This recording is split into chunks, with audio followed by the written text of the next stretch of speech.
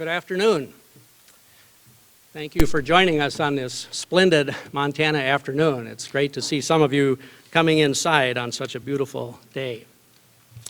Thanks for joining us on this special occasion, the George M. Dennison Symposium on the Future of Higher Education.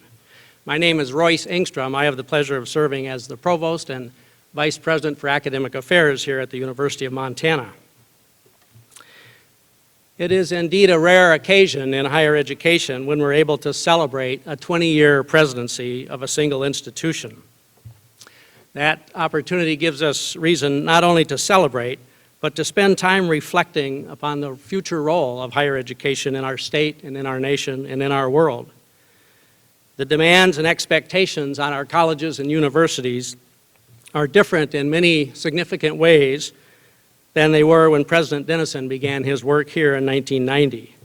The role and the capabilities of Montana's universities have certainly evolved in that time, and they will certainly evolve in the next 20 years.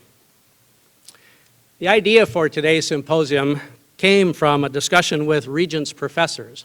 Those are professors on our campus who have reached the highest level of distinction, two of whom are here on the platform, and I will get to introductions here in a few moments. But I have the distinct pleasure of about once a month having lunch with the Regents professors. Shortly after George announced his retirement, I met with the Regents professors and said, what would be a fitting way to celebrate this retirement?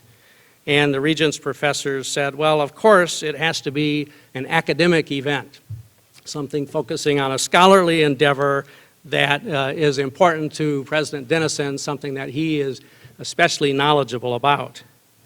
Well, but what better topic than higher education itself, a topic about which George is passionate and is certainly among the most knowledgeable in the nation, given that it has been his profession for more than 40 years. However, this symposium is not intended to be a retrospective of George's presidency, but rather a forward-looking examination of our responsibilities, our challenges, and opportunities. I'll introduce the guests here in just one moment. Before I do that, I would like to acknowledge the work of our signers, Amy Davis and Bonnie Christensen. Would you join me in giving them a hand for their good work?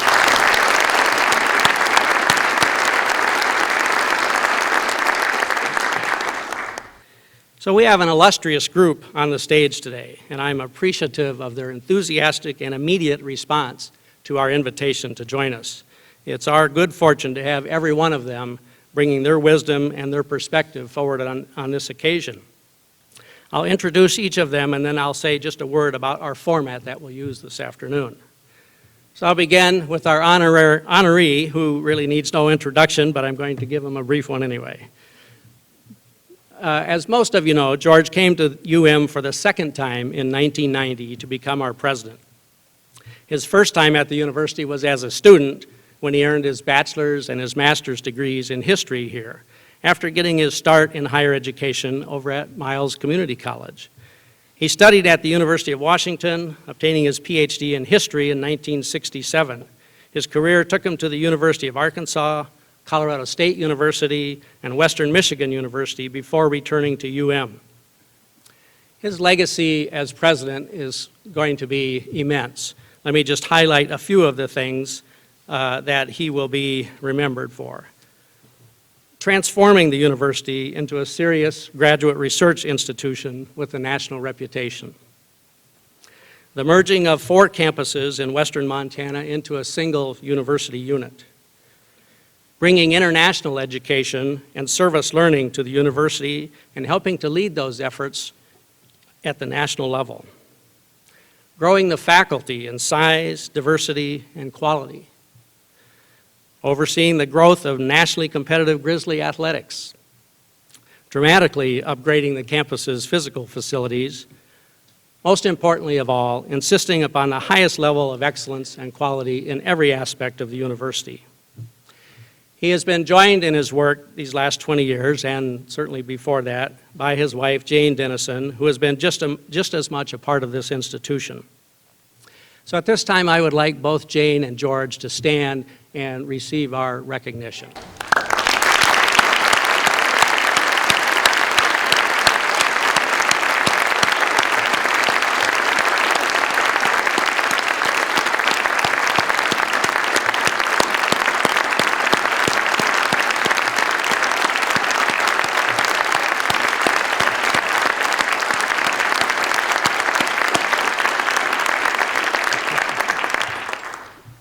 Thank you so much. We're delighted to have some long-time colleagues of President Dennison's here with us today, and some new colleagues as well here, and so let me introduce them. E. Gordon Gee is the president of The Ohio State University, remarkably for the second time. In his third year of his current appointment, he also served there as president from 1990 to 1997. He has been the chancellor of Vanderbilt University and president at Brown University, the University of Colorado, and West Virginia University.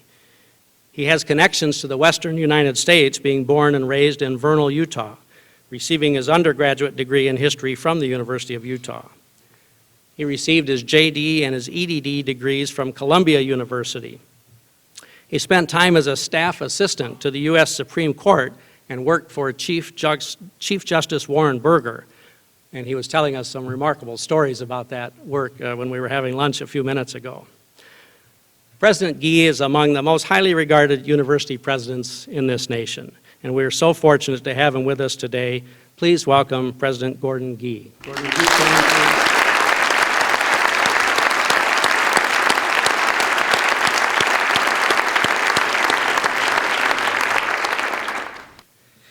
M. Peter McGraw is the Senior Presidential Advisor of the College Board. That's the national organization behind the SAT exam and the Advanced Placement Program. Peter served for 13 years as president of the National Association of State Universities and Land-Grant Colleges, an organization which was recently renamed to the Association of Public and Land-Grant Universities. In that position, he was a visible and respected voice for public higher education nationally and internationally. He was appointed to that position in part because of his outstanding work as president of the University of Missouri System, president of the University of Minnesota, SUNY Binghamton, and most recently as interim president at West Virginia University. His degrees are in political science, with a bachelor's degree from the University of New Hampshire and his PhD from Cornell University. He and George have something in common, and that is knowledge about the Boer War. And they may be the only two in the room that are really knowledgeable about the Boer War. So would you please welcome Peter McGraw. Peter.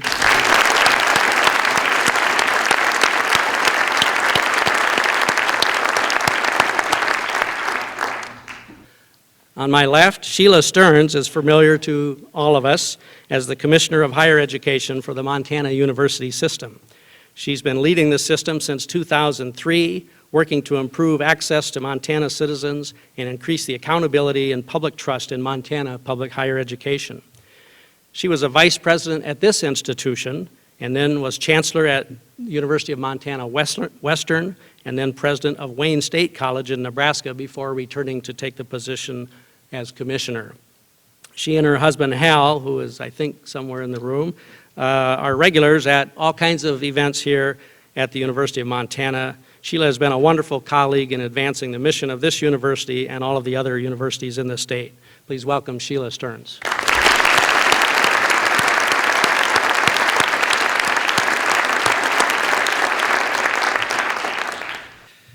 Waded Cruzado is a recent and welcome addition to the Montana higher education system. She is the new president at Montana State University, and she has been there for just over 4 months.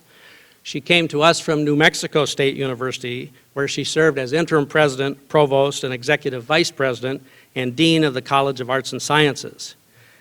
At New Mexico State University, she was instrumental in advancing accomplishments in sustainability, record enrollments, accreditation, and advancing women in science.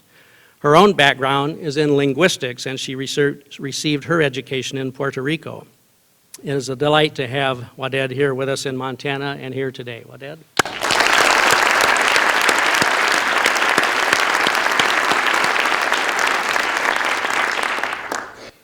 Albert Borgman is one of the University of Montana's distinguished group of Regents professors, having served this institution since 1970.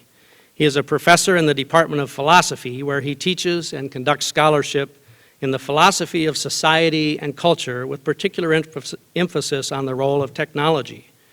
He's known as a staunch advocate for rigorous academic thought and high expectations.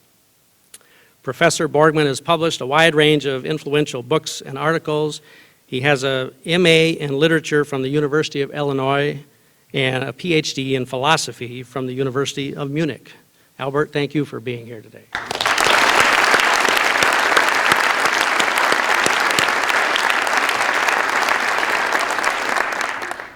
And Paul Lauren is the University of Montana's first Regents Professor. He's a professor of history, where his teaching and scholarship focuses on the area of human rights. His work has earned him an international reputation, and he has been called upon extensively to lecture and advise various groups around the world.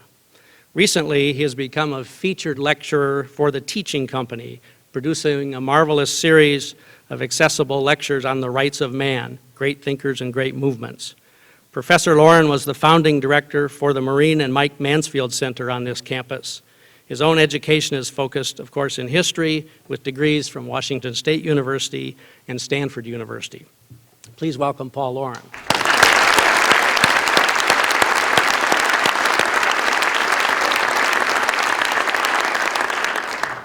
We will begin our program now by hearing from Gordon Gee and Peter McGraw. They are going to do a sort of a tag team act up here talking about a variety of issues that they see important to the upcoming time in higher education. After they speak, we'll ask President Dennison to come up, make some comments, and then we'll ask each of our panelists to make a few comments as well. And if you have questions along the way, if it's a burning question, go ahead and get our attention and we'll try to address that. Otherwise, we'll reserve some minutes at the end of the program for questions and comments from you. And then we will adjourn pretty promptly at 4 o'clock because we have some folks who need to catch an airplane. But I do want to make sure to invite you all to the reception then over in the ballroom of the University Center after this program. Thank you again for coming. Gordon, Peter, welcome to the podium.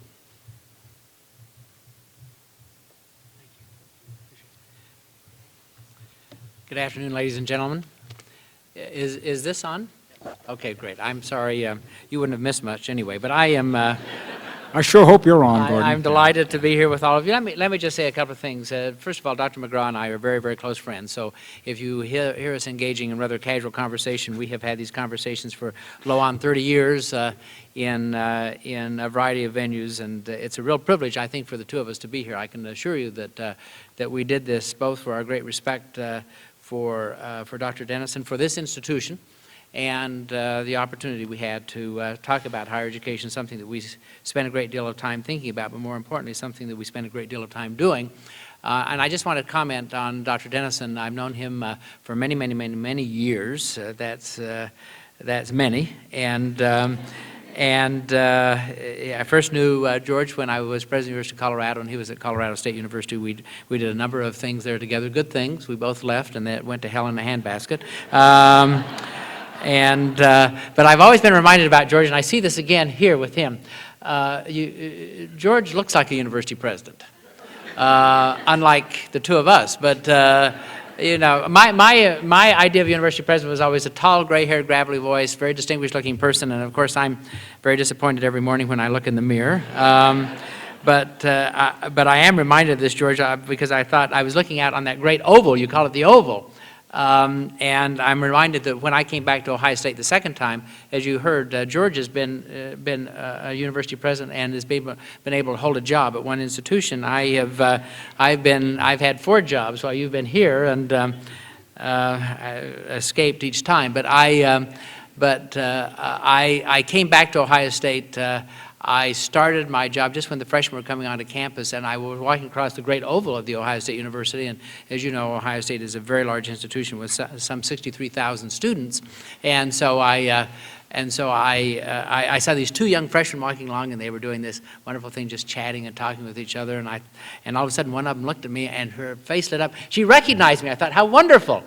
I've only been here for about 2.5 minutes, and she recognized me, and so I was going to be really cool, so I kind of nodded to her, and I nodded to her friend, and I didn't stop and talk with him, and she got beyond me about 15 yards, and I heard her say in the loudest whisper I've ever heard. She said, "Sue," she said, "wasn't that Orville Redenbacher?" George, they would never mistake you for Orville Redenbacher.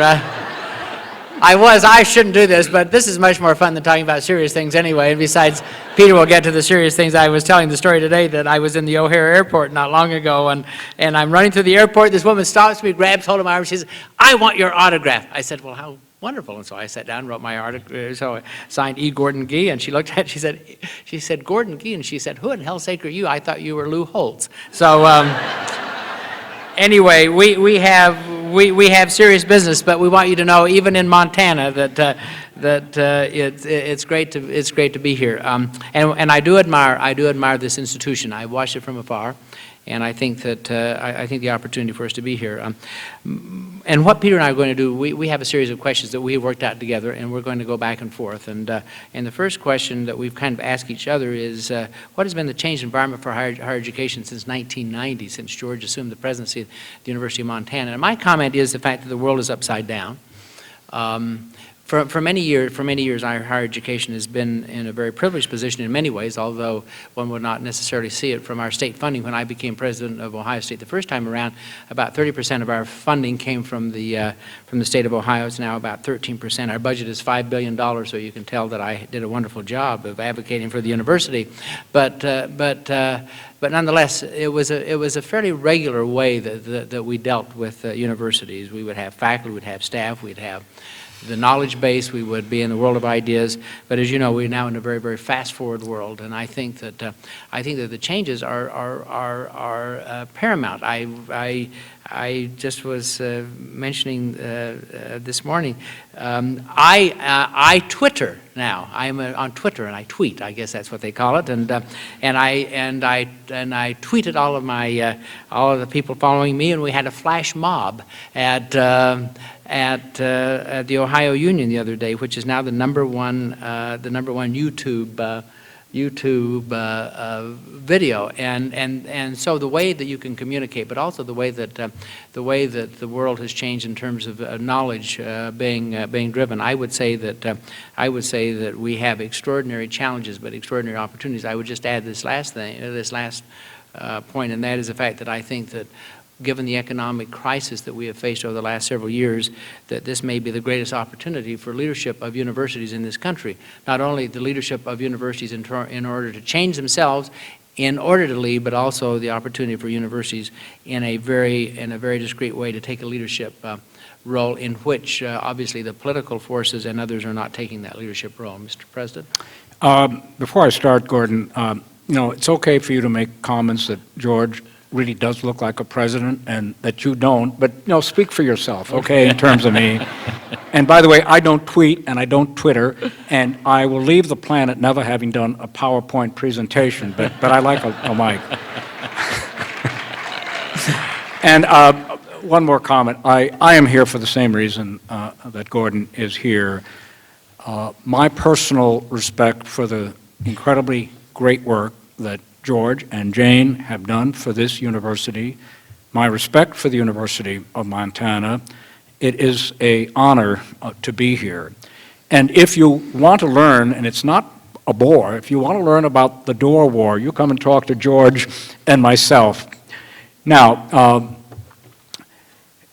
Gordon's absolutely right. The world of higher education and the financing and the struggles that we face are significantly, indeed, upside down, Gordon, radically different than they were in 1990.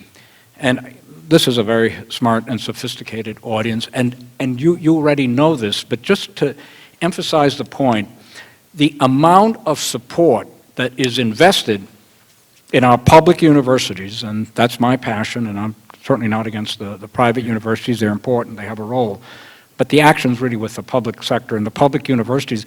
State support, the trend line has been going on, George and Gordon and others for 20, 30 years. It's absolutely clear it's not going back to the way it was. It's a declining share. And so, yes, what the state government can provide to the University of Montana and to Montana State and in all the other states is still important, and you have to work your fanny off to get as much as you can. But the solution is not there. The solutions are going to have to be, and it's a tough issue, in terms of fees and tuition. It has to be in entrepreneurial projects and collaborations of all kinds with business and civic associations and other universities, private, public, international. We have to generate sources of income that will make up for the erosion of state support. And yes, we can fight like heck, and we do fight, in terms of EPSCoR for the University of Montana, and where I was recently at West Virginia University, for public, federal support, but there is no magic bullet. It is a tough challenge. I'll give you one more example. I was having a conversation a few days ago with the chancellor of the humongous State University of New York system, Nancy Zimpher, who Gordon knows very well because she was recently at the University of Cincinnati. 64 units, and she was telling me that in terms of her obligations, yes, she has to spend time in Albany and try to work to get a state appropriation, but she said, that's simply not my priority anymore. I'll let somebody else do most of that. I've got to work on private fundraising, on entrepreneurial relationships, all kinds of new collaborations. That's the only way that we can generate the revenue stream that's needed for this great State University of New York system. And I think that lesson, and it plays out a little bit different in different states and environments, I think that's true for the University of Montana and Montana State and the state of Montana, as it's clearly true for some of the things that, Gordon, you're doing at the Ohio State University. I think that we're talking a little bit about the tough financial times. I think that I don't like to look at them that way. I like to look at them as opportunities. I was with a group of my colleague presidents the other day, and the stilettos came out when I said that, gee, I think that perhaps this time is the greatest opportunity ever given to a university president or a university leader, and that is the fact that, as we all know this, and I will turn here to my colleagues on the left, and that is that when the times are seemingly good, and there is enough money to go around, a little bit like marmalade, then no one wants to make a decision. Universities are very good at saying yes and maybe. They're horrible at saying no, and they're horrible at differentiating and distorting what they do. And I believe the challenge and the opportunity right now is the fact that we all realize that we are in the middle of a serious economic issues, and indeed, my view is the fact, and Peter may disagree with this, but I do not believe that this is a recession. I joke about the fact that every time I've changed jobs, we've gone into a recession, and so I do not intend on changing jobs anytime soon. But saying that, I think that it is a fundamental resetting of the American economic system, both social and cultural, intellectually and economically, and I believe that that is a great gift to the American university. But it also is going to require us to now differentiate ourselves. And we have a system head right here. No longer can you think about institutions being alike. You have to think about how they're going to differentiate themselves in terms of their roles and the opportunities. So indeed, the challenges going forward are going to require us to be very entrepreneurial, very graceful, that we're going to have to think differently. I was saying to my colleagues last evening, Ohio State, this massive institution that I am now part of, I describe it as an elephant. But it cannot remain an elephant. It's going to, my goal is for it to become a ballerina, not an elephant with a tutu, but a ballerina. And that means we're going to have to be swift, we're going to have to be agile, we're going to have to work with everyone, we're going to have to be able to think of the world differently. Because any institution that believes that it can hunker down, go into hiding, go below the radar screen, that institution will not survive in long term. You'll either become a ballerina or you're going to become a dinosaur, and I do not intend on that happening, at least on my watch. Well, Gordon, about challenges, I once took a university presidency, and I was asked by a reporter, why did you take this job? Aside from the fact that I wanted to earn a living, but my answer was I like challenges, and a very astute faculty member commented the next day, said, if this guy loves challenges, he's going to be euphoric. And we have a lot of reason for euphoria because we have huge challenges. However, and I do agree, Gordon, with the point you're making, they can be met, they will be met, because we have in our public serving universities a ethos and a mission of serving the public. It is absolutely critical to the social and economic development of our nation, our individual state and communities, and indeed beyond that, the world. And that mantra has to be with us. How we do this is difficult and challenging, and that's why we had a little conversation last night. I believe we need multiple sources of revenue so that we're not totally dependent on just one. It's not easy, but it can be done. And I do believe, and there are people who say that if a lot of your resources come from private donors, from entrepreneurial relationships, from all kinds of other activities, and you're not really fundamentally or overwhelmingly subsidized by your state government, you will lose your public mission. I don't believe that. I think we can and must maintain the public mission because that's what we're about. And the source of funding is important, but it's not ultimately relevant. And Gordon, one thing I'd like to comment on and get you to talk about a few of the many things you're doing at Ohio State is in terms of entrepreneurial relationships and collaborations between universities, not just obviously here in Montana, but some of the things that you're looking at and are doing at Ohio State that are in the entrepreneurial vein as one of the many things you're pursuing. Well, I think that I think that if you think about, if you focus on this issue, for many years the mantra in the university has always been publish or perish, if you think about that. Yeah. I think the new mantra, the new university needs to be partner or perish. Yeah. Because I believe that unless we partner with within the institution. Let me just start within the institution, because I believe this will get everyone up out of their seats. Universities in this country are organized the wrong way. They're organized vertically. They should be organized horizontally. Yeah. If I were king for a day, I would get rid of departments and colleges, and I'd create working group centers, institutes, ways for us to organize ourselves around ideas. Because what do we do as a university? We produce ideas. We do not produce administrative structures. And we have become so embedded, so arrogant, and so isolated because of those structures that we are not both entrepreneurial and partnering. And it's with everyone. The great research universities in this country could not smell community colleges for many years. The most important institution in America is not, and I've been president of a number of those by the world's view, but is not Brown, is not Vanderbilt, is not Ohio State, is not Colorado. The most important institution in this country, in my view, are the community colleges, because those are the front doors to the American dream. They make it possible for our democracy to not only survive but to thrive.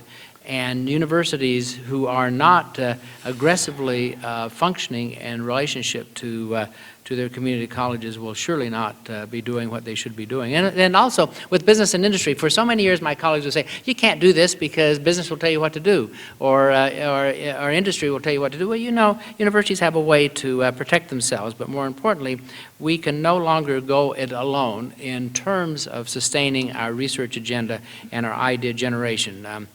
If we do so, we will become quickly a third-rate, if not a third-world country. I think about this at Ohio State. We had two projects. One is with the community colleges. That we created the first in the country through the College Board. Thank you, Peter. Of this program of a pathway to medical school. Why can you not identify folks in the community colleges who will be able to come and do great work in our medical schools and identify them early and have those pathways available? It's been very successful in a short period of time. On the Ohio State campus, when I was there the first time, is this nation's largest private research organization called Battelle. Battelle right now does 80% of the basic research in energy in this country. Think about that. They run Oak Ridge, they run Lawrence Livermore, they do all of this. Ohio State and Battelle were neighbors on the same campus. We couldn't even spell each other's name. And the net result, of course, was the fact that we both lost great opportunities. Since returning, we've appointed a joint vice president. We have put in a number of research grants together. We are doing things which alone we could not do, which together, because of science and opportunity, have made an enormous difference. One of the things we did, we created a STEM school. Between the two of us. Our STEM school, called the Metro School, was just designated by the Bill and Melinda Gates Foundation as the best STEM school in the country, done because of partnerships. We have to move in that direction, otherwise we will not be successful as institutions. Yeah, that's, I'm going to repeat what Gordon said. It is partner or perish. And on the comment about, you know, my quip, and it's not unique with me, is yes, we're organized in our universities with departments, and there is a reason for that, and it can work, and it can be made to work. But the world is not organized in departments.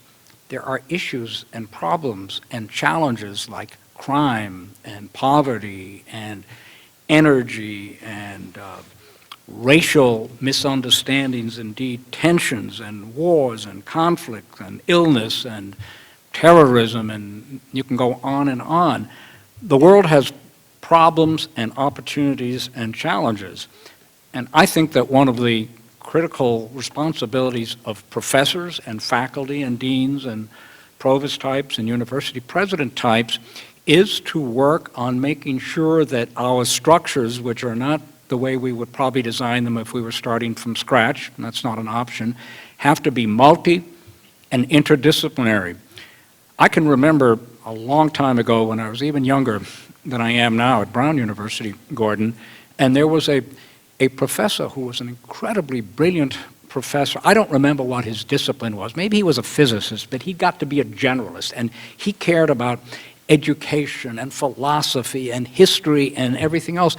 And most of the faculty, I was not one of them who felt this way, thought this guy was a certified nut because they didn't know what to do with him. So they named him a university professor, and he was a distinguished individual, but he had no home, no department. And today, this guy's name, I think it was George Morgan, I remember his name. I mean, I think that's kind of the model of the kind of professors and faculty and students and thinkers that we have, because we need to be multi and interdisciplinary, and by the way, that will help in the partnering relationships that are absolutely essential to win. And here's my point, Gordon and ladies and gentlemen. If we want the support we need, not for the sake of the University of Montana or Montana State or whatever, but for the sake of the work we do, then we have to generate public support and confidence of all kinds, yes, from governors, state legislatures, business, civic groups, anything that you can mention, wealthy donors, that we are doing stuff that is relevant and important to the needs of the society, to improve the society, and for economic development. And I make no apology for arguing that one of the fundamental missions of American universities, and indeed public universities, is economic development. Yeah, Peter, when he was the president of Nostalgic, came up with a brilliant idea to go to the Kellogg Foundation and have them finance a study on the future of the public and land-grant university. The Kellogg Commission, probably to this day, and George, I think you'd agree with this, is the most significant report issued on higher education, particularly on the public university, and has had long legs. And in fact, we're just celebrating the 10th anniversary. We need to do a little bit of celebration. But out of there, and I had the privilege of chairing that. You know, I mean, it is the way that it is sometimes. But anyway. Out of that came this whole notion of engagement, which was really a new term that we came up with, but it really was returning to the first principles of the land-grant institution. But although the University of Montana is not the traditional land-grant institution, it is an engaged institution and must be. Yeah. And that's what we're talking about. It's not simply about the land-grant institutions providing the kind of service to the people of the state. It's about every institution becoming fully engaged with their communities. The role of every institution in this state and through its leadership should be to make certain that these universities are embedded in the hearts and minds of every Montanan as the most important economic, social, cultural asset that they have, and that they will support it no matter what the world is outside. And the only way you can do that is by becoming engaged. The days of the isolated university in which you could sit around and talk with each other and enjoy each other's company and not have any activity that extends beyond the campus, those days, I think, are clearly gone. And if they're not, they should be gone, because of the fact that the role of university is to create ideas, but it's not simply to create ideas and sit on it.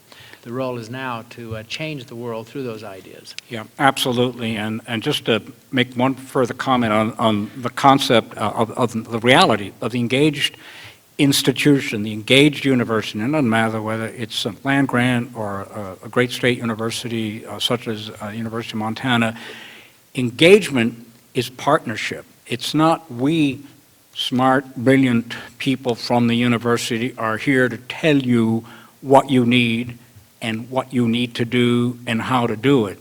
It's partnership. We want to engage as partners with business, with community, with civic organizations, with government, municipal, state, agencies, whatever, in partners, because guess what?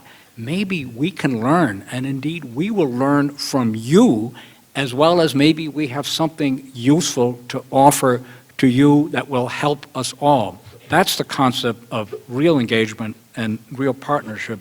Gordon, let me just shift just a little bit to the issue, because we have discussed this at lunch, of international involvements. I'll make a comment and then ask you to go further.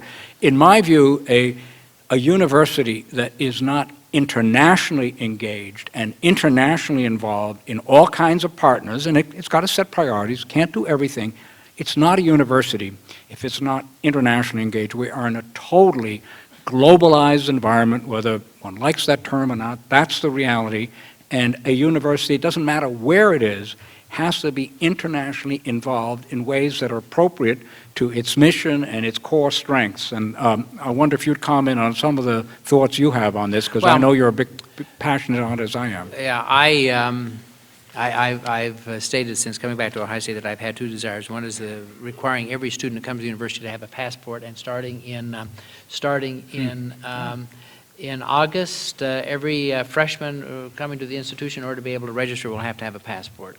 I think it's the driver's license to the world, and it's necessary for us to become totally engaged in this very small planet that we have. The second thing I'd like to be able to do, by the way, Peter, is I'd like to be able to staple a green card to every international student's diploma, and make certain that they are able to,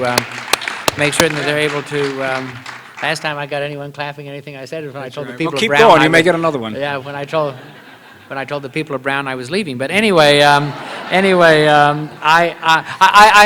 issue is a very simple one. The world has gotten very, very small, and unless we're going to be fully engaged in the world in many different ways, it's going to be incredibly difficult for the institution. We need to have students come from far and wide to come and be part of our universities. We need to send folks out, but we need to even become more, to use our word, engaged. I was telling the folks at lunch today that we are starting a gateway project. We'll have 3 major gateways in which we'll be fully embedded in the country as a higher education institution. And we're choosing 3 out of many that we could choose because of the nature of our institution in China, in India, and in Brazil. And the purpose is to create very deep relationships, not only with institutions, but with the political structure and a variety of other opportunities, business elsewhere. Because that way, then our university, my university, our American universities, become international in clear ways beyond the kind of traditional study abroad approaches that we have to have. Clearly important for us to become fully internationally engaged in whatever manner as institutions, in order to be able to make a difference. And that leads me to a point, whether you're talking about international engagement, partnerships, and the things we've been commenting on. I am a great believer in presidential leadership. I really think that university president types and the people they work with are absolutely critical to moving forward on the various agendas that we're talking about. And that's not an argument against the leadership and the creativity that bubbles up, to use a cliche, from within the university. At times, from staff, and certainly from students, but most typically and obviously from faculty, and particularly, generally speaking, senior faculty are very experienced. And leadership is not just a one-way street, it's a multi-level street.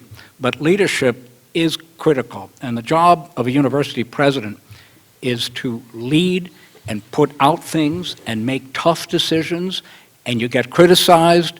It's really nice yesterday flying out to Missoula on the flight from D.C. to Minneapolis, St. Paul. I was sitting next to a lady, and I don't know, she asked me, started talking with me. I mentioned I was going to Missoula, and she said, why? And she was actually going to Arizona, but she really loves Montana, and she has roots here. And I said, I'm going to the University of Montana as a tribute going for the president. Oh, you mean Dennison? I said, yes.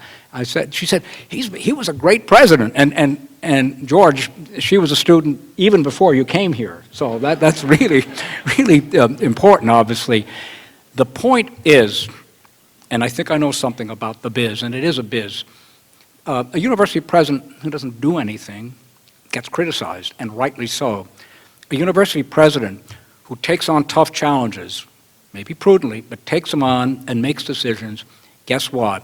They will be criticized. I'd have cardiac arrest if George has never been criticized, if Gordon, yeah, he would too, okay. But that is the job. The job of a leader is to lead, not in an arrogant, not in a self-serving way, but without leadership, you cannot meet the opportunities, Gordon, and the challenges that our great universities are confronting and will confront for many, many years into the future. Yeah, and Royce, I know our time is up, and so we're going to get off this stage. Yeah. Now you've got the two of us, but let me just make one point. First of all, I think the role of presidential leadership is very important. But one cannot be a great university president without a great faculty.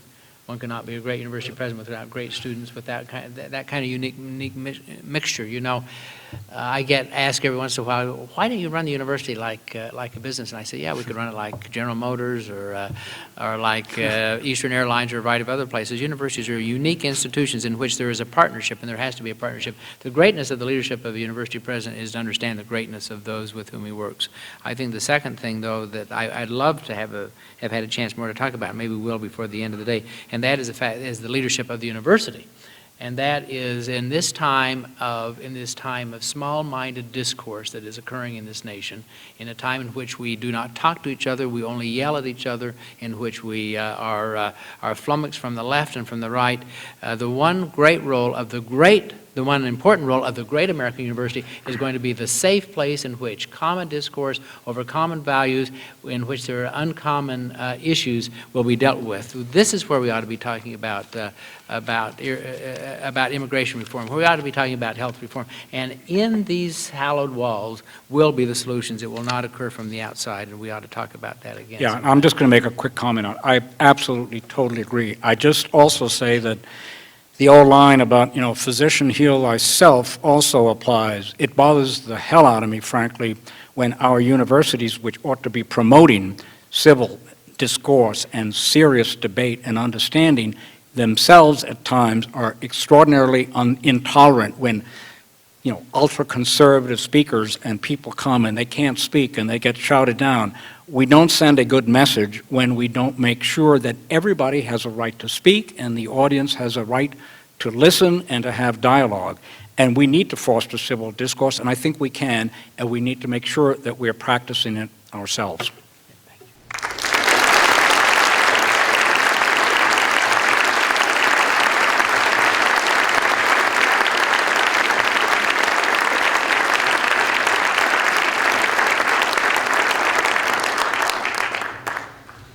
Thank you, Gordon and Peter. Let's have another round of applause for them.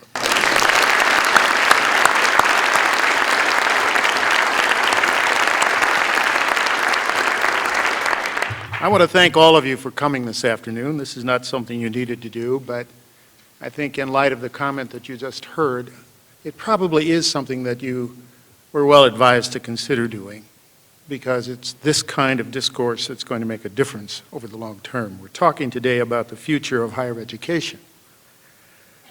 I'm reminded as we think about that with regard to education, it was Dewey, I believe, who said that education isn't preparation for life, education is life itself. And you could tell from the comments that that's what it means to these two very informed and very experienced leaders in the national scene on higher education. The four commentators that follow here, my comments, will add to a rich dialogue and then prepare the way, I hope, for an exchange involving you all in the discussion. I have a few moments to add to the discussion. It's going to be hard to do. It's a considerable challenge to follow these two. I'm reminded of Gordon's comment about a year and a half ago to the ACE, I believe it was, when he said that he thought that the 21st century could be the century of the American Research University, if indeed the American Research University responded to the challenge. And Peter has been involved in this discussion as well, as you have heard from his leadership at the Nostalgic. On the other hand, even though I don't have very long, those of you who know me know that I rarely miss an opportunity with an audience such as this to get on the platform and say a few words. So I will. As I think about the future of higher education in the United States, I become more and more convinced that the challenge of our time, my time and what you have, is to find ways to translate the historic social compact obliging one generation of Americans to assure the education of the next generation into terms relevant to the 21st century.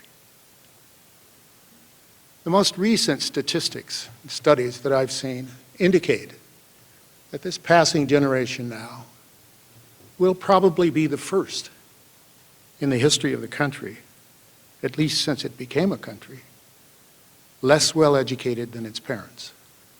That's an amazing consideration. Think about that and think about what it means.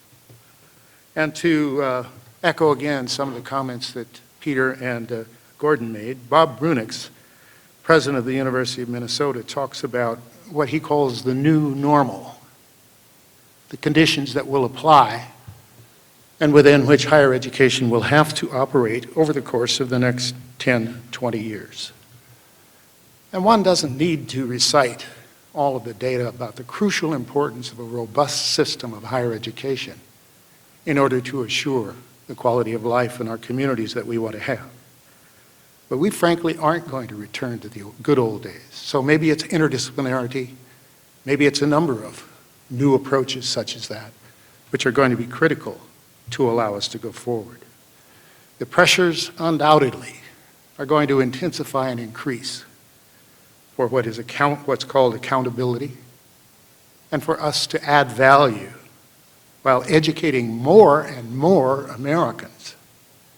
Because if we're going to reclaim, as the President has challenged us to reclaim, first in the world in the educational attainment of our citizenry, we're going to have to educate more as well as do something about those who go through both the K-12 system and colleges and universities. They go through, but they drop out along the way. And far too few of them get the degrees that are necessary. Success in this effort, seems to me, will demand that we as a people accept the imperative that Craig Barrett, former president of Intel, likes to use all of the time when he talks to graduation classes. It's a very simple statement that he says he found in a fortune cookie, the source of all wisdom. You cannot win unless you choose to compete. It's very simple, but also very relevant. So I want to speak briefly to that challenge, which I consider the challenge of our time. And I want to focus on 4 interrelated areas that we need to take action. And they are in the order that I'll talk about them: assessment and accountability, numbers, and finance. And we look both internally and externally when I talk about these.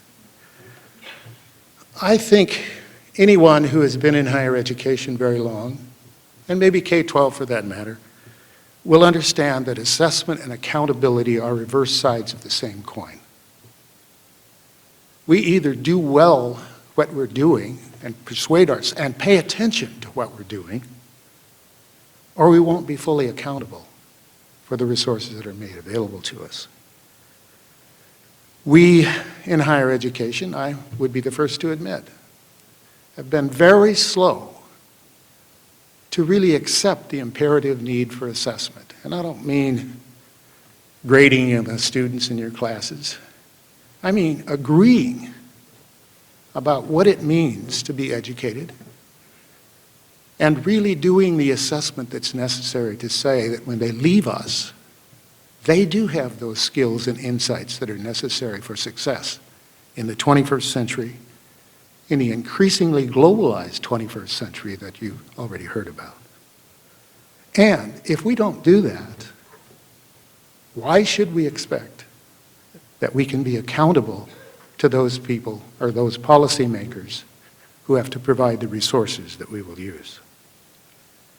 And if we don't succeed in demonstrating that we are indeed educating people for the 21st century by changing our curriculum, by paying attention to something other than seat time, but paying attention to competencies. We needn't expect that we're going to have the resources we need to educate the roughly 50 million more Americans that we will need to educate in order to catch up with the leading countries of the world. And I mean all degrees, 2-year degrees, as well as the more advanced degrees. That's what it'll take, somewhere in that neighborhood. So we have all of those numbers to deal with. We are not going to be able to return to the old days. So how in the world are we going to do it? It will cost at least, best estimate I've seen, $50 billion a year in order to educate that number of people before 2020. Those considerations bring me then to the third item in my list of issues that we need action on, and that's finance. Over the course of the history of this country, we had a fairly good approach to financing public higher education, the states being the primary financiers. Everything is pretty much decided there. If you look back to late in the decade of the 70s, and then fast forward, even with the increases in the Pell Grant, the contribution of the federal government to public higher education or higher education has not gone much beyond 10%. If you take the research, it's considerably more. But talking about the education specifically, it's not much more than 10%. It's been pretty flat, given the growth. And what we have seen, though, as Gordon and Peter talked about, is the shifting that's occurred. Moving the cost from the state, states no longer able to afford it for various reasons, reasons with which I think most of us would agree. The rising cost of health care, the need for K-12 education, the need for infrastructure, the need for welfare, the need for prisons, all of those things. Those costs are going to continue as long as we don't educate our citizenry as well as we should be. They're going to get worse. But how are we going to solve this financing problem? I saw just recently, in the most recent issue of the Presidency, it's the journal that's published by the ACE, where the president of the University of California, Mark Udolph, is talking about the feds picking up a larger piece of the cost. All of these various ways in which the feds really ought to step in and do this. The problem with that is, given what we have done in terms of bailing out all of these failed industries we talked about a moment ago, where are you going to get the money? Who in this state, who in this country is going to agree to revenue enhancers or taxes, to be blunt about it, to provide the money if we're not accountable, if we're not doing what we say we have been doing all along in the educational classrooms, but we're not really as clear as we ought to be about it? Well, I want to conclude by suggesting what might be an approach, but we've got to do the other things first. We have to implement assessment in a way that it's truly credible, and it can't be just the voluntary system that currently APLU has, because that's a numbers thing. That's like saying No Child Left Behind is a solution to the K-12 problem. It isn't. Competencies are what we're after, and that's what we should be after here. So we need to have an assessment program, and then we can demonstrate our accountability. Then we can talk about an approach to financing public higher education, which will move it into the 21st century. And I didn't invent this myself. I borrowed it from a man I think had some good insight into the future of higher education. He suggested it about 20 years too early. Many of you will remember about 20 years ago when Bill Bradley suggested something he called education self-reliant loans. This is when the peace dividend was supposed to be realized by the end of the Cold War. We didn't get the peace dividend, but we got the suggestion that Bradley outlined. It didn't go anywhere 20 years ago. I think it does respond to the challenge of a new financing approach. Because what do we do with our current approach? We expect young families to save money and pay for the college education of their children when they don't have any money. So why don't we fund it up front and then ask for, as Bradley said, ask for the recipients to pay it back over the lifetime of the wage premium that they will all receive as a result of getting the education. That would be a response, it seems to me, to how to fund undergraduate education. What would it take?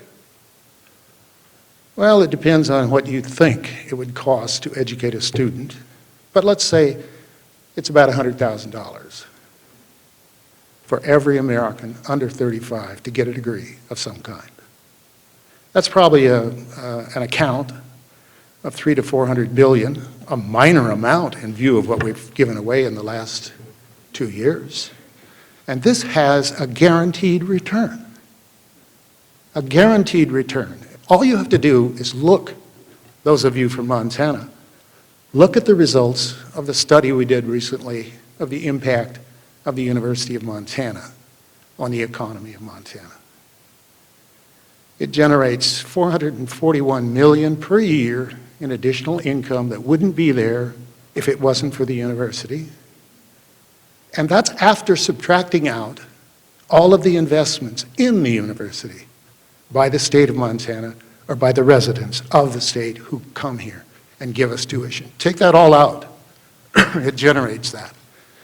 And this is analyzed by looking at the 35,000 residents of Montana who are graduates of the University of Montana. It looks only at one institution. Think if we looked at all of the institutions. And think if you did that in Ohio State where you have 50,000 plus all of the other institutions in the state. And the last point is that these residents contribute over $200 million in tax income to the state of Montana that wouldn't be there if it isn't for the university. We have a good case. We can make that case. That will deal with undergraduate. I think if we created that fund as a revolving fund, we also relieve the states of the pressure, the economic pressure of having to pay for undergraduate education. It seems to me then states would be in a much better position to fund graduate education and research, which is the technology transfer economic development engine that higher education can provide. I don't mean to demean undergraduates. I just mean to say that this innovation ability that comes from graduate education and research is what makes the difference over time. So that's a proposal that was made 20 years ago. I think it can work. And I hope that the conditions are such today that people will begin to pay attention. We certainly do know, I think without question, that the financing system we've used in the past is irreparably broken, dysfunctional.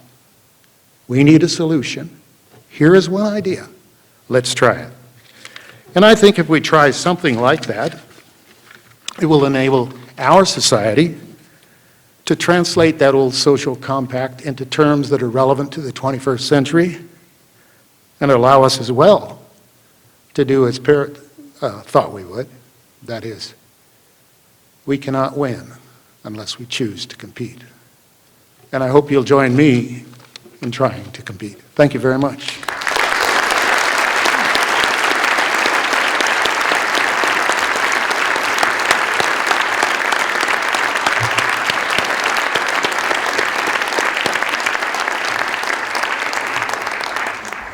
Thank you, Peter, Gordon, and George. Before we turn to the discussants, I want to ask you to begin thinking of questions, because as soon as we ask each of our four discussants to speak for a few minutes, and I'd like to turn to you to get your thoughts and questions for any of the folks up here. So start thinking of those and jot them down so you're ready when we get to that part of the program.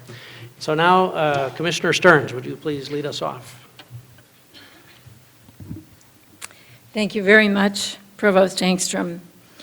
As a point of personal privilege, I would like to recall that 20 years ago this fall, I helped organize a symposium in honor of the academic interests and the future of higher education because we had a new president. That president, of course, was George Dennison. I was not supposed to be the MC of that symposium, but Jack Mudd had a trial come up or something, and there I was. I will tell you, and it's kind of an inside joke for you Montanans, one of the things that's changed is that the carpet is maroon and silver. It's a little different. There are some changes over the years, quite a few changes. It too was a very special event. I remember talking about Montana being a small town with long streets, and we've thought about that many times since. Also, as a point of personal privilege, before I talk a little bit about challenges facing higher education and threading through it, if you will be something of my tribute to my friend and colleague, George Dennison. I would like to note, I can't believe there isn't anyone who doesn't know, it's almost on the M, I think in my honor, is that Hal's and my daughter Malin told me at noon that her contractions are 8 minutes apart across town. They may be closer together now. And as she and I spoke on the phone this morning, I'm not sure which one of us was sort of more excited. And I said, well, you know, I'm sure I'll be able to sort of be involved with everything. I can still do George's moratorium. I don't think it was Freudian, George. I'm just excited. All three of our distinguished keynote speakers today have touched upon the liberal tradition and the future of higher education. Liberal, of course, in the classic sense of the Middle Ages and the Renaissance. My late father used to describe Renaissance men such as our keynote speakers today, and men such as George Dennison, with his highest compliment. He is a gentleman and a scholar. Thinking back, I puzzle now as to whether this rare and high compliment around the McDonald dinner table pertained in any way to the distaff side, in particular to me. Was it possible to be a lady and a scholar?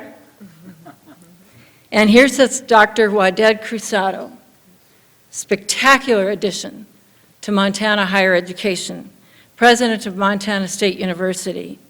Of course, one can be a lady and a scholar and a leader. It is an interesting fact, and it affects our future, that women crossed the academic Rubicon in this country about the year that George Dennison became president. George, I don't think there was a cause and effect involved in your presidential leadership and the growing ascendancy of women in their numbers in institutions of higher learning among those who earn degrees, although not yet among those who assume presidencies of America's most respected universities, President Cruzado notwithstanding. The year that George Dennison became president, in 1990, was almost exactly the year that women surpassed men in earning bachelor's degrees. That trend has not abated, and it is not limited to the United States. In 2007, men comprised only 42% of those who earned bachelor's degrees. The only other brief point in America's history when men comprised that low of a percentage of college graduates was in the final year or two of World War II, when, of course, most of America's young men were at war, making themselves into the greatest generation. By now, even in the achievement of master's degrees, it is about 60% women each year to 40% men, rounded off. We do not know yet the impact of this phenomenon on the future of society, but it has to be deeply significant. In some ways, it is exhilarating that opportunities for women have clearly accelerated in recent decades. But it is also troubling when men and women, in proportions about equal to their demographic balance, are not participating proportionately in the human capital economy that has education in every part of its root and branch. My father, with his 4 daughters and 2 sons, would be pleased, but also worried about the future of the gentleman scholar, about the future of the educated leaders of our state and our country, with such a startling disparity, whether the trend favored either his sons or his daughters. President Dennison has made a hallmark of his presidency the commitment to the kind of engagement that President Guy was speaking of a moment ago. Service learning, civic engagement. It was a theme of that symposium on this stage 20 years ago. George has doggedly led others toward this mission, his commitment never wavering through his 20-year presidency. The scholar of my parents' idealism was not only a gentleman or a lady, he or she was also engaged in the civic discourse and community building of the villages and cities of our democracy. Let me give you a personally poignant example of civic engagement originating in higher education. Last Friday night at MSU's Honors Night, President Cruzado introduced me to an individual who was receiving an honorary doctorate from MSU. His name is Willis Wetstein, a civic engineer whose career has taken him throughout the country and to developing nations, building water projects on behalf of public health and healthier communities. As we conversed before dinner, I mentioned that I grew up in Glendive in eastern Montana. He responded that one of his first jobs out of MSU was as a project leader in Glendive, leading the construction of a new water treatment plant. So, fast backward 55 years.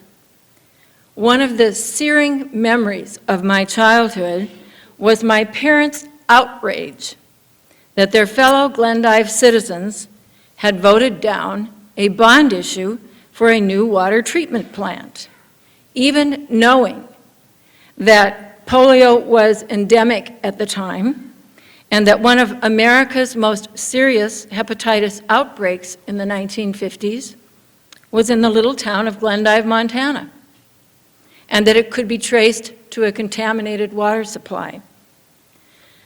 Just piping the water out of, at that time, the polluted Yellowstone River was making people sick, including children.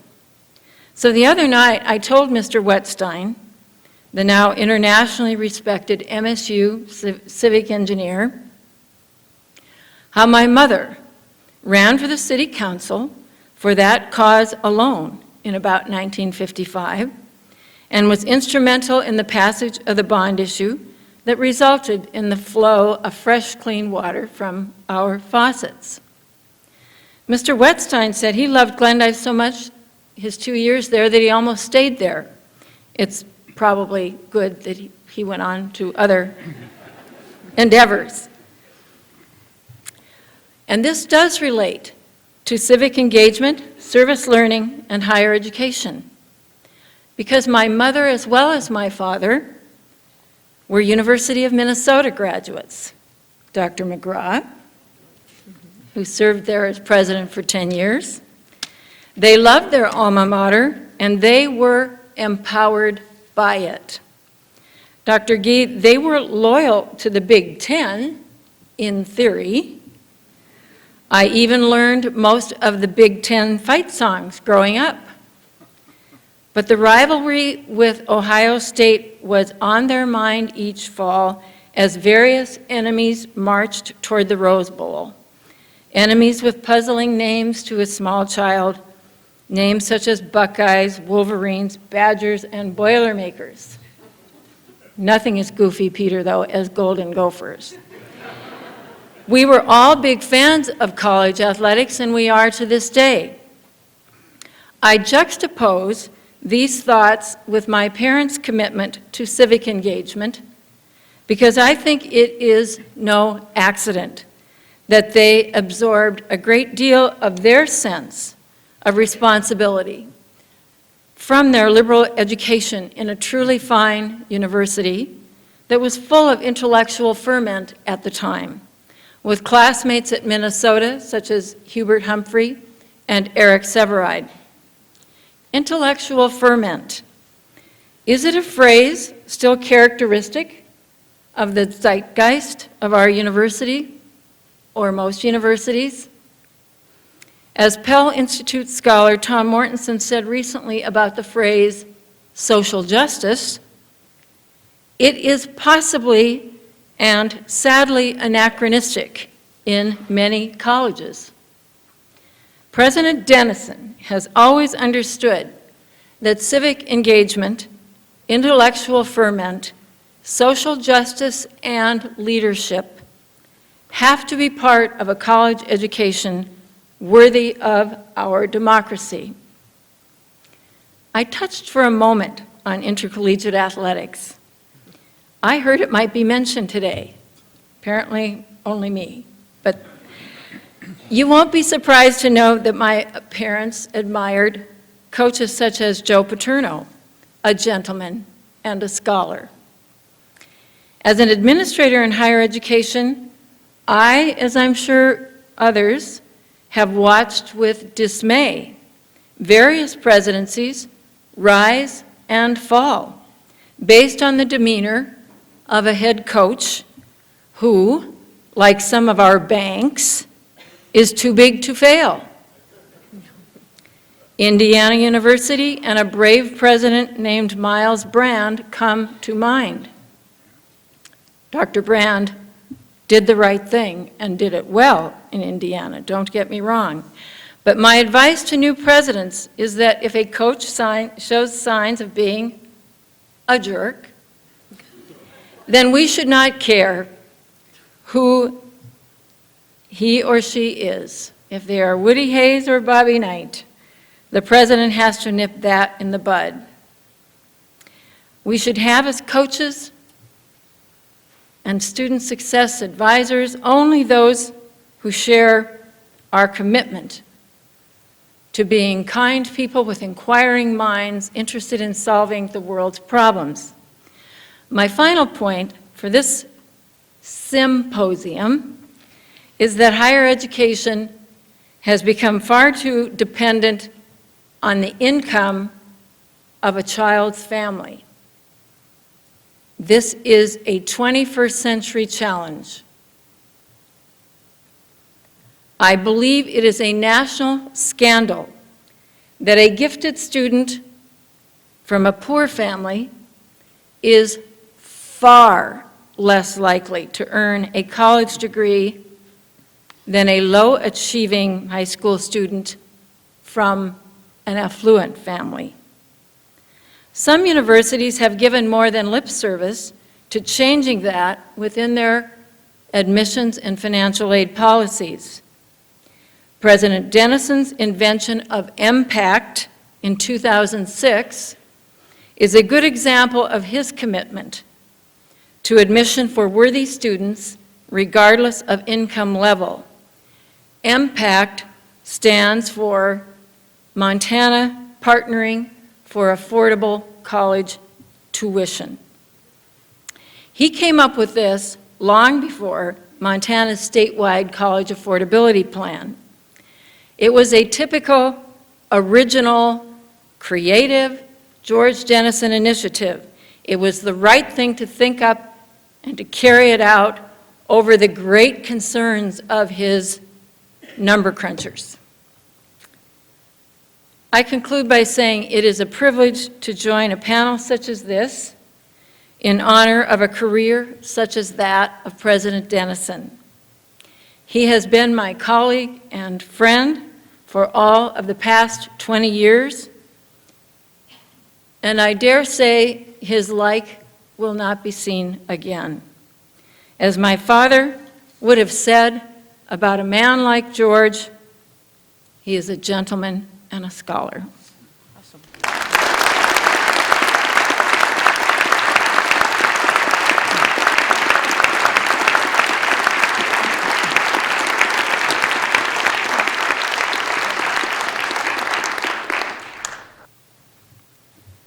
Good afternoon.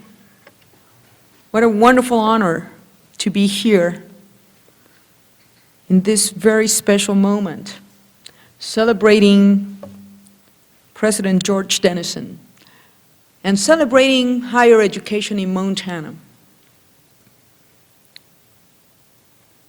Certainly a year ago, I did not envision myself in this wonderful place.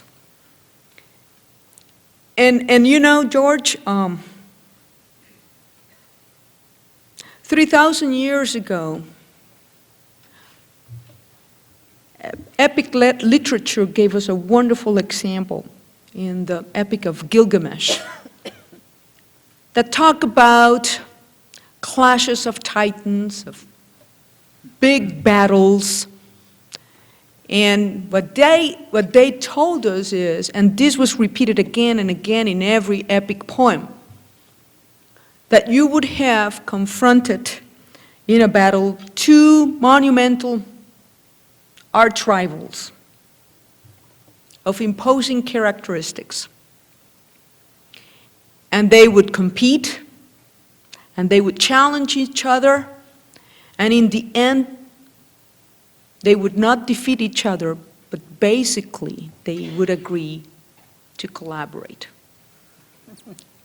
When I look at the history of this wonderful state of Montana and its two institutions, University of Montana and Montana State, it reminds me of that wonderful example of two monumental rivals that yet agree to collaborate and to do what's right for the sake of the people.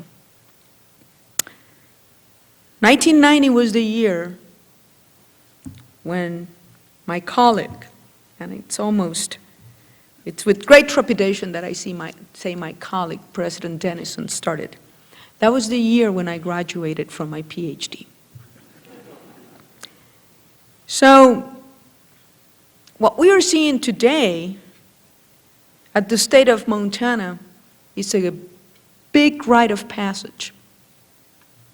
It's a closure of an era, but it's also heralding of a brighter future, thanks to the many contributions of individuals like George Dennison.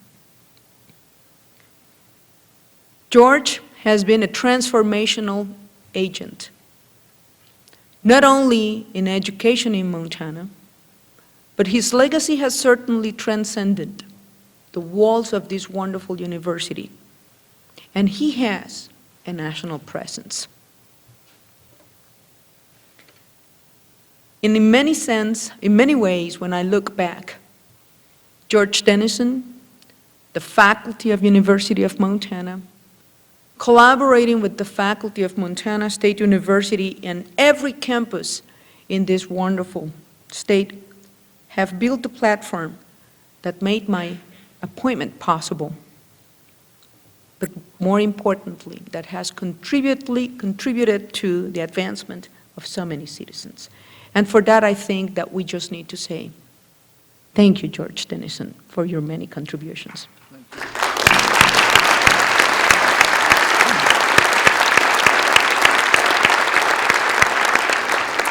You know, last January, as I started traveling around the state of Montana, getting to know it better, I ended up in Greece country.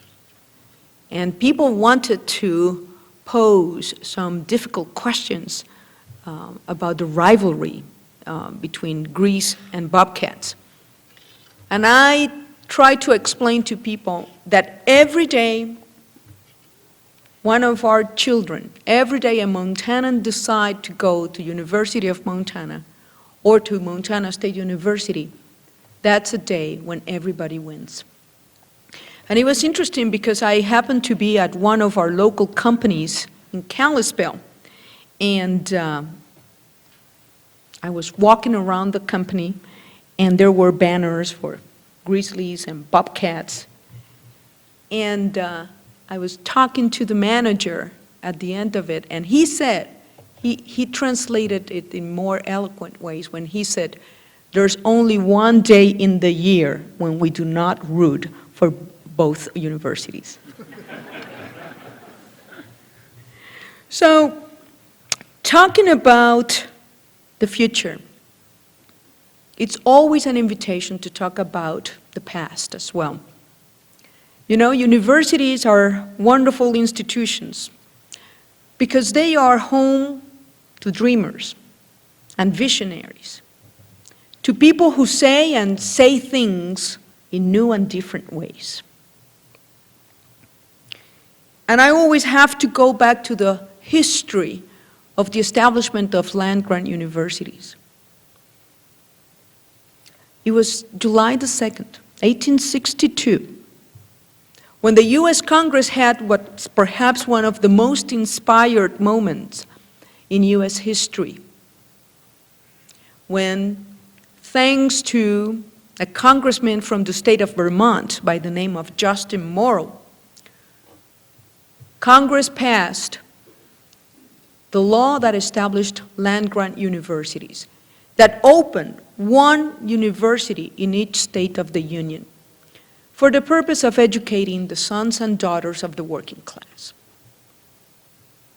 Think about it. This nation was in the middle of a civil war.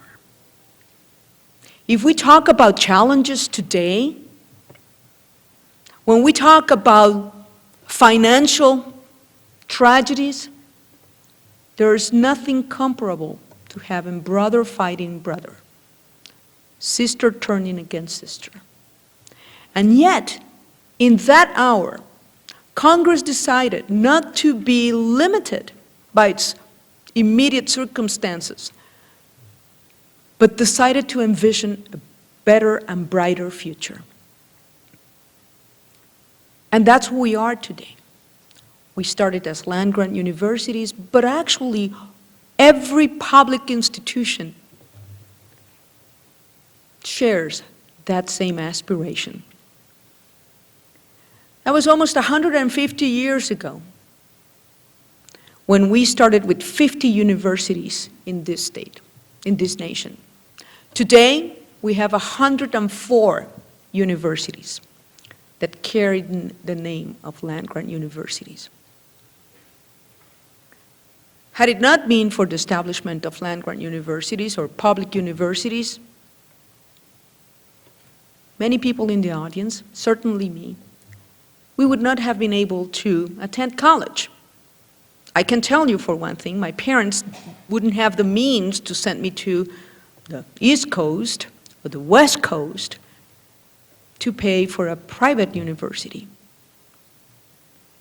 And yet, I'm sure that when Mr. Morrill thought about the establishment of land-grant universities, my native Puerto Rico was very far away from his mind. Let me tell you what the land-grant university and what public universities did for Puerto Rico. We were one of the most poor countries in the Western Hemisphere. And it was thanks to the establishment of a land-grant university in 1911 that we started to prepare the professionals, the engineers, the scientists, the people who transform the economic landscape of the island and the entire Caribbean basin. It's exactly the same story of what has happened in the state of Montana and University of Montana.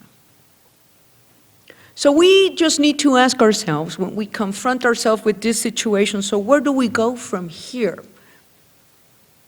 And I need to believe in dreams, and I need to believe that Confronted with these challenges that we have within ourselves, the necessary creativity to stand up again and to do the right thing.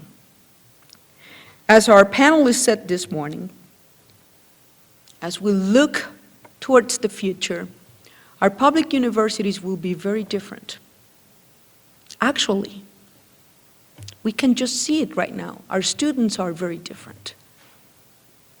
Our students will be learning without the structures and the strictures when you and I went to school. It will be a university that will be engaged in many of the attributes that we just heard this morning or this afternoon. What's our role? Where's our partnering with K-12, with community colleges? What's going to be our relationship with distance education, with international education? It will be a university deeply committed to student success. Thankfully, gone are the days when you and I went to the classroom when the prevailing paradigm was the survival of the fittest. Remember when we started 45 in each room and 11 of us would survive? Or remember the joke that some university presidents used to say on the first day in college when they would say, look to your right, look to your left? Those two would not graduate. Did you notice that it was always your neighbors who would not graduate? It will be a university where, as has been said before, it will serve as engine of economic development and economic growth. And hopefully, it will be a university where we'll be equally committed, as in the past, to solve and hopefully totally eradicate social disparities. So, this university in the future, where we just need to find the ways of breaking this iron triangle of cost and quality and access, we just cannot afford to go back in time to a time where we did not have public universities. We tried that once. We are not going back in time. So it behooves us to build that university of the future, the university that will be engaged, alert, relevant, provocative, responsive, and I would like to say, in the best sense of the word, seductive. A university that would allow us to fall in love with knowledge, starting with our children, culminating with our legislators and our alums and our benefactors and our friends. A university that will call us every day to be servant leaders, just as George has shown us how to be a servant leader. To remind ourselves that it's not about serving ourselves, but about serving others. And perhaps the best role of a university president in that university of the future will be not to command or to push, but to add focus. In the end, what I have found is the only thing I do as university president is to use the skills that I learned in the classroom. Remember when they used to tell us that good teachers teach, but great teachers inspire? The leaders of the university of the future will not only manage or lead, they will persuade. They will bring out the best of us. In the end, that's what education means, from the Latin educere, which means to bring out. Interestingly, it's the opposite of inducere, to push in. That's inspired leadership, that's servant leadership, that's what our faculty members do every day in the classroom, for the good of our citizens and for the children of our children. Thank you, George, for everything you have done for Montana.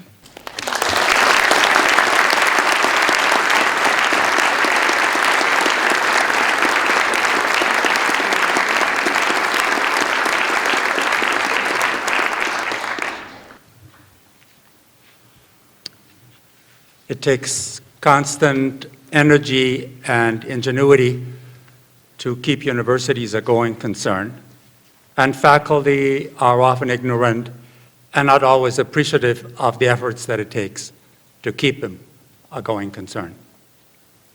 Still, once the welfare of a university is secured, at least temporarily, we're still left with the question, what's the final responsibility that we have to society?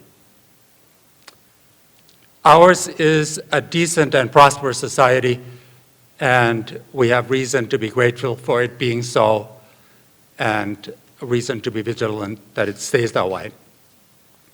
But it's not a good society. It's not a society devoted to the pursuit of cultural and moral excellence.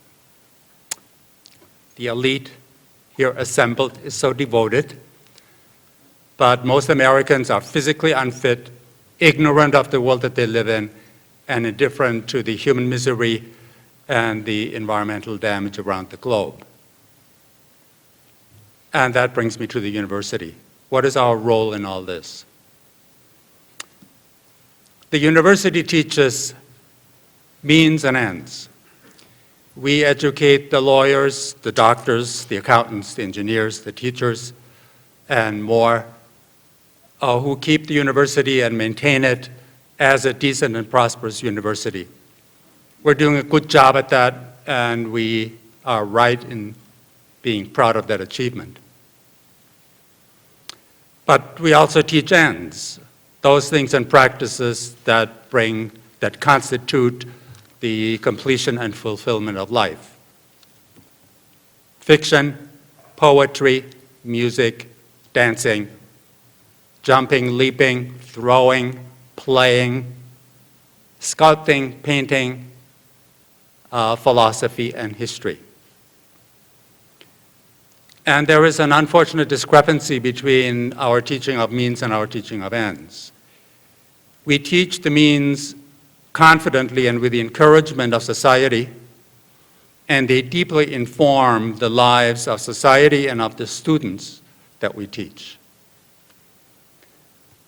The teaching of ends is tolerated by society, and we teach ends diffidently and defensively. And our students remember them ruefully, if they remember them at all. So the task ahead of us, I think, is to have a conversation in higher education, how we can hope to teach not just the means, but also the ends of the good life in such a way that they begin to inform the lives of our students and society, and to make ours not just a decent, but also a good society. And one more thing. George Dennison made this university a beautiful place. What's all that beauty good for? Well, it's good for a lot of things. But, important, it's also good in itself. A reminder that a university itself can be a place of completion and fulfillment. A little utopia, an obligation for all of us who work here, and a city upon a hill for the rest of the country. Thank you.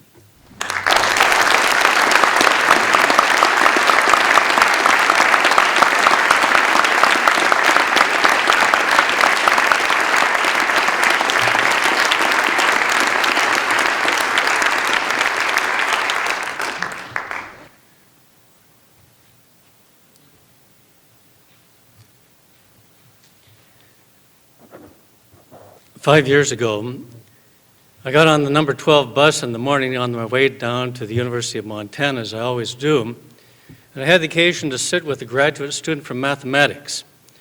He was very excited about a new handheld electronic device that he held in his hand. And he was just overwhelmed by all of the computations that he could produce on this with just a minimal of effort.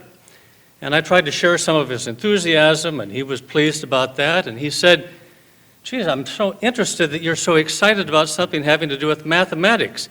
Have you ever had anything like this yourself? And I said, as a matter of fact, I did. It reminds me of how excited I was when I first picked up my first slide rule. Thank you. And he said, in response, slide rule. Slide rule. I think I maybe saw one of those in a museum once. Well, this serves clearly as an example about why we need to focus on the question of change when we deal with the future of higher education. And all of the magnificent comments you've heard this afternoon address that particular point of change. I want to suggest that this challenge of change is essential as we look at the future of higher education, but I also want to suggest that it's insufficient. What I mean by that is this. When we focus on the future of higher education, I believe that we need to also address not just the challenge of change, but the challenge of continuity. That is, how to address what we have done well and what we need to continue to do in the face of change, in the face of new challenges, new developments, and also in the face of fads. In my judgment, we as a university have been at our best over a very long period of time when we do two particular things. The first of these has to do with the acquisition of knowledge and the development of perspective. That is, in the United States, we believe that all university students should be exposed to a variety of different disciplines. This is why we have general university requirements, and why most of these are taught at the core of the university, which is the College of Arts and Sciences. We expect our students to have some level of knowledge about and some perspective about writing, mathematics, with or without a slide rule, modern and classical languages, expressive arts, literary and artistic studies, obviously historical and cultural studies, social studies, an issue that I'm particularly proud about at the University of Montana, ethical and human values studies, including those of human rights, American and European perspectives, natural sciences, including at least one science class with a lab, and finally, indigenous and global or international studies or perspectives. One of the things that my colleague, Professor Kern, would call transnational competence. 20 years ago, I was contacted by members of the search committee who happened to be searching for a president of the University of Montana. They called me up and they said, listen, we'd like you to spend a couple hours with a man that we think might just have the abilities to lead the university. His name is George Dennison. And we'd like you to explore what he really feels about international education. We spent a wonderful several hours with each other, walked from my office across the Madison Street Bridge, and it was crystal clear to me that this was not something that he just checked off of a box because he wanted to be the president of the University of Montana. This man believed passionately in international education. And George, among the many other permanent legacies that you will leave to this institution, is clearly your commitment and passion toward understanding other people in the world, toward understanding international relations, and appreciating indigenous peoples, other customs, and those around the world in increasingly smaller and smaller planet Earth.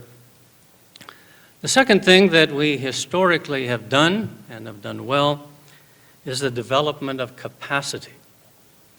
That is, the capacity to appreciate the beauty and the richness of this knowledge and education and perspective that we try to teach our students. The capacity to reason, to be able to do not what to think, but rather how to think. The capacity to confront information, overwhelming amounts of evidence today, and opinions, and be able to confront them with discernment and good judgment. In addition, we want to try to develop the capacity to have our students become leaders and citizens to fully engage in civic engagement, to be of service, to take the special privilege that we have at an institution like this and be able to use it not just for ourselves, but more importantly for others, especially those in need whose rights are being violated daily, those at home, those in our state, those in our country, and those around the world. This is service to others. We also want to develop the capacity to appreciate the change that you've heard about this afternoon. But also, I want to suggest the capacity to appreciate the value of continuity. We want our students to have the capacity to look back on their education, whether it's an undergraduate or graduate education, and be able to honestly say, this experience transformed my life. A transforming experience, as we've already heard from other speakers. 5 days ago, President Dennison and I took an individual to lunch. He's a former colleague of mine. His name is Jules Carlin. He is 96 years old. But more importantly, he was President Dennison's history professor. Right? The joy that I had in looking at the eyes between a former student and his professor and a former colleague of mine was a constant reminder to me about what it is that we as professors want to do to our students. We want it to be a life-transforming experience, and it certainly was for George Dennison. Moreover, we want to develop the capacity of students and all of those who enter here and who stay here and who leave here to understand that education is a lifelong process. And thereby to hope that the knowledge gained here will someday be transformed from knowledge into wisdom. When we can accomplish these, we not only remain faithful to what has been entrusted to us as this light on the hill from the past, but poised to contribute to our best to higher education in the future.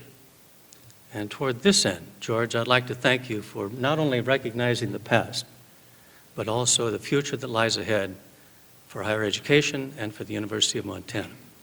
Thank you very much.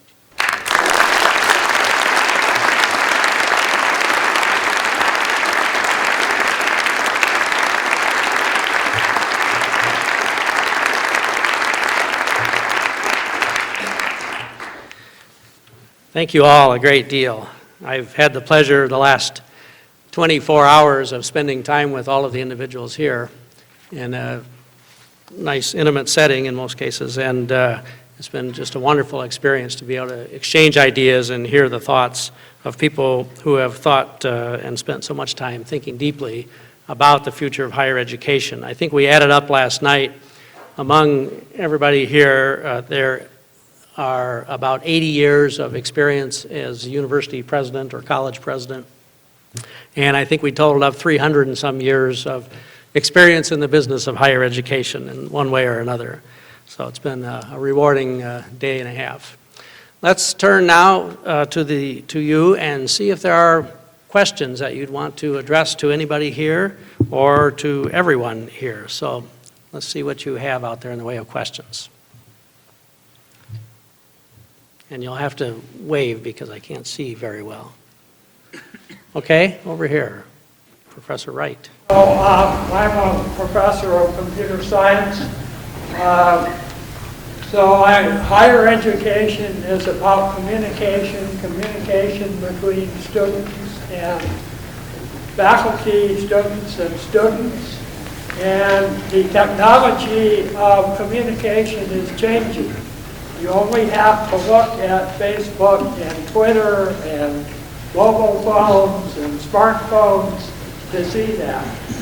So I think the challenge is how can we achieve the vision that Paul says about what higher education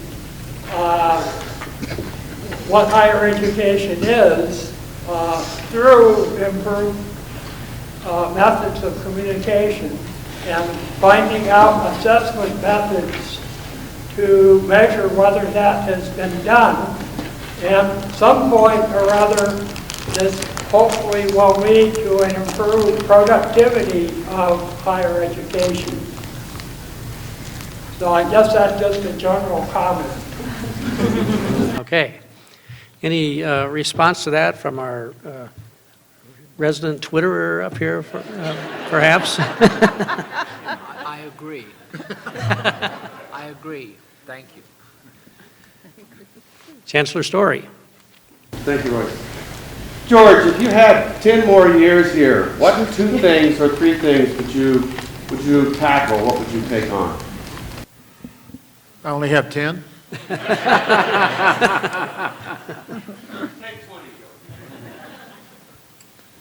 Well, I think there are 2 or 3 things that I would give more emphasis than I have. One that I've had to emphasize simply because it's in the nature of the job is figuring out how to make it go, where to get the money to make it go. But from the first State of the University address I gave in 1990, I have been recommending that we should require at least a semester abroad of all of our graduates. We have not done that for lots of different reasons. Primarily, they are financial. How do you figure out how to get the students abroad? And most recently, the Lincoln Commission report gives us some hope that we might be able to do that over time. And we have an increasing number of our students who study abroad, but the life-changing experience of living in another culture is still not available to all of our students. So that one I would give a lot of attention to. And the second one is something that if you read through the State of the University addresses, there's a theme that runs all the way through, and it's the one I tried to mention briefly in shorthand. Let's talk about competencies. Let's define what those competencies are, and then let's have a mechanism by which we can indicate that these graduates, when they leave us, truly have them, no matter how much seat time they've had. Paul Lauren mentioned a moment ago Peter Kern's favorite, which is transcultural competence. We use those terms very loosely, but we don't really do the kind of assessment to indicate that our students leave us with the preparation for the 21st century. Those are the 2 I think I would give a lot of attention to if I had 20 more years. Yes. Go ahead. Oh, Lori, okay. I wanted to follow up on that question from anyone's perspective. How then would you negotiate with the high schools to jumpstart that development of competence in a more effective way? I'm going to speak to that, and then I want my colleagues to speak to it as well. I think in the way that we are now beginning to focus on it, and it's something that Craig Barrett and Achieve has tried to focus on throughout the last few years at the national level. And that's by aligning our curricula and by also making certain that we are doing the assessments at the K-12 all the way through there from one phase to the next. And we really haven't done that.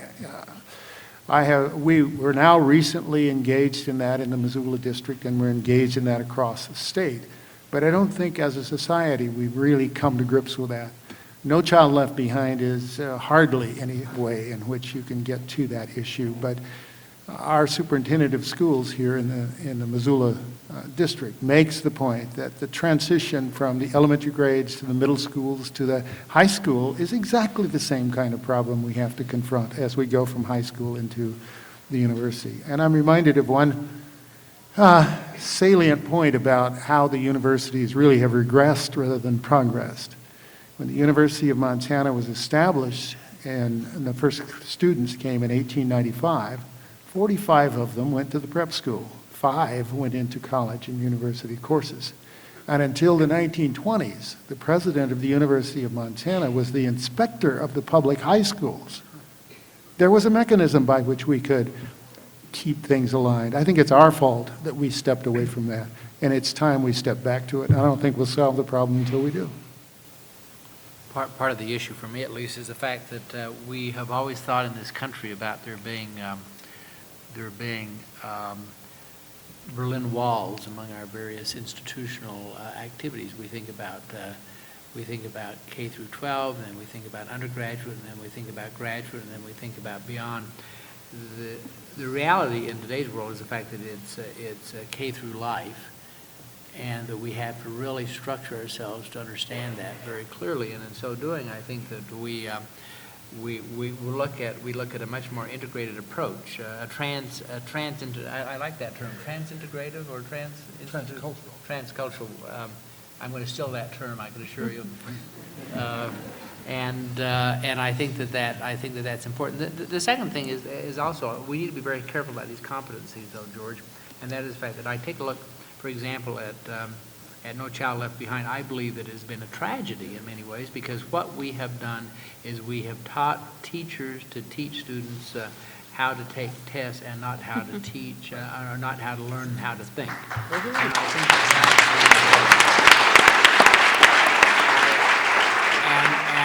and so what we do is we find in many ways that our cultural competencies are going in the wrong direction. I happen to have a daughter who is the daughter of university presidents since age 4. I was able to send her to the best schools, able to get her Princeton access to Princeton reviews and so forth. Yeah, she performed very, very well. But this does not talk to those who do not have that fortunate set of circumstances. So we need to be very, very careful about how we translate that into competency. This is a huge topic, and it's a great topic, and what George and Gordon have said, I totally agree with.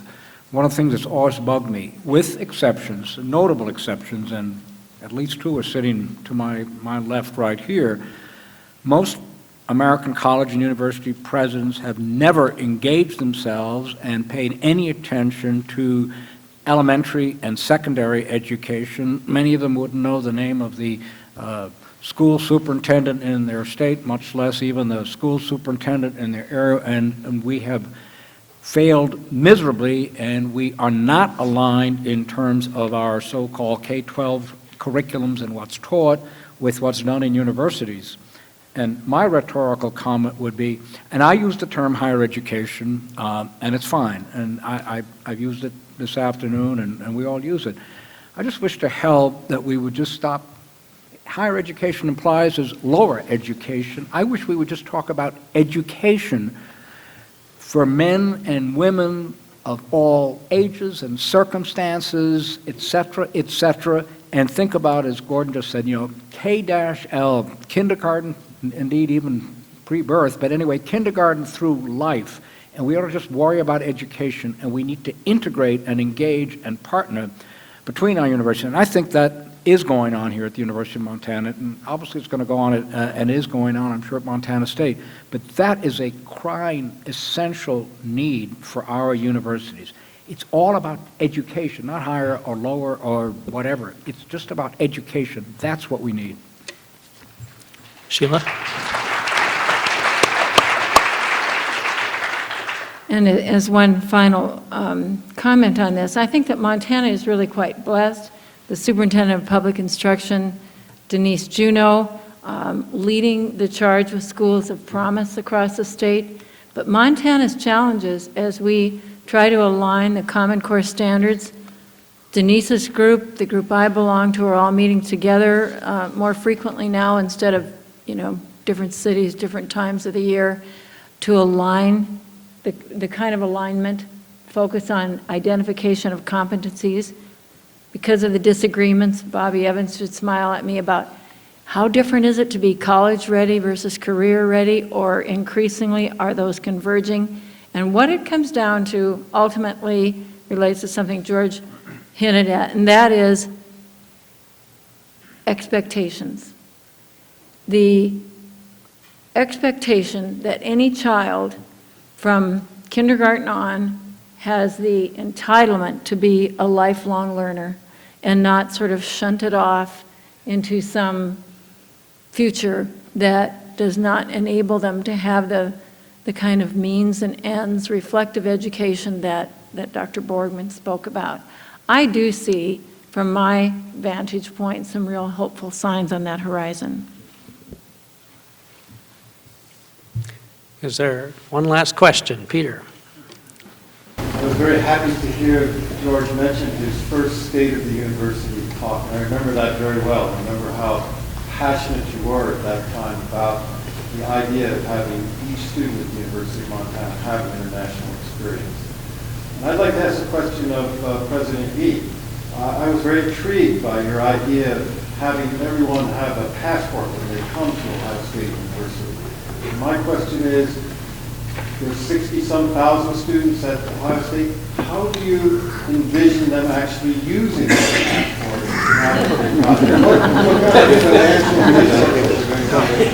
Hey, well, listen, one thing at a time.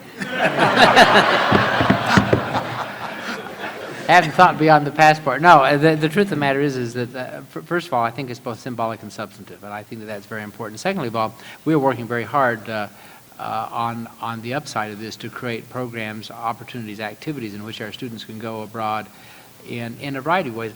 The traditional notion of a student going for 3 months on a shopping tour to Florence and say they've had an international experience is not good. I think that what we need to do is we need to rethink all of these. And sometimes you run into very serious problems, for example, with ABET, who accredits engineering. They say, well, you know, you have to crowd 5 years into 4. We have no time for people to go anywhere. Our intercollegiate athletic programs, for example. So we're trying to envision a whole new way for students to have many drop-in, drop-out opportunities to be engaged in a variety of ways on an international scale. I'll give you an example. One of the things, and this is actually a Vanderbilt example, but at Vanderbilt, we had a great baseball team.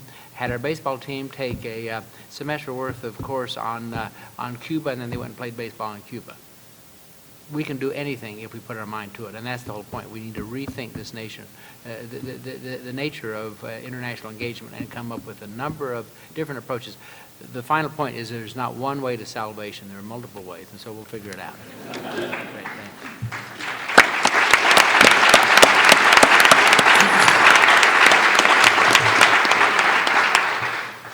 It is 4 o'clock, and we have this little party to go to in a few minutes, so we're going to bring this to a close. I want to thank all of you for coming out this afternoon and participating in this really historic event, and the culmination of President Dennison's 20 years here and the beginning of a new exciting era for the University of Montana and for higher education in general. Would you join me first in thanking our panelists?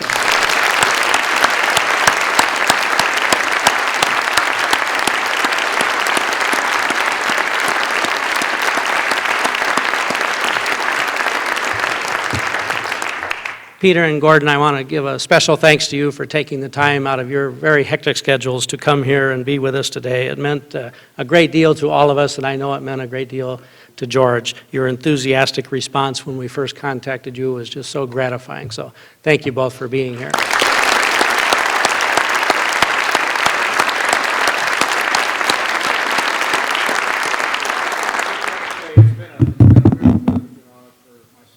This time I know I can speak for Gordon as well to be here. Thank you for having us. Thank you. Yeah. Would you join me in giving a round of appreciation to the staff folks in the Office of the President and the Office of the Provost and here in the Montana Theater for their work behind the scenes.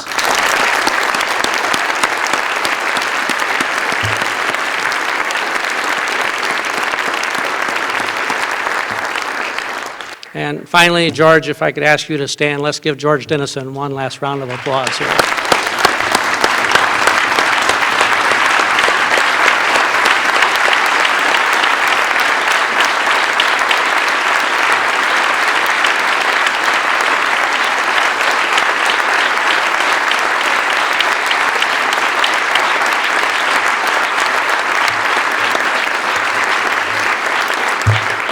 Okay, we'll see you all at the reception. Thank you.